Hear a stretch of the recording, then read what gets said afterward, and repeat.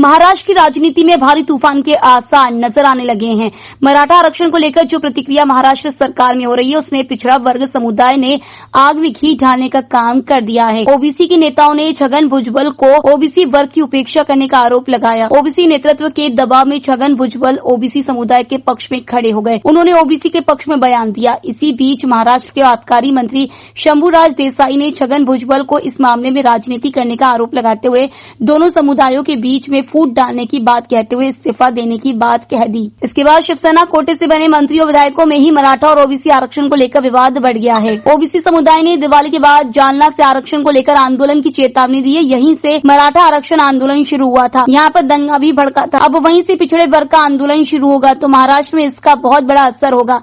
मराठा समुदाय के आंदोलन में मराठा विधायकों के घर जला दिए गए थे। पिछड़े वर्ग समुदाय का कहना है कि उसके कोटे से मराठा आरक्षण का कोटा नहीं दिया जाएगा। यदि ऐसा हुआ तो हुआ है, अपने आंदोलन को तेज करेंगे।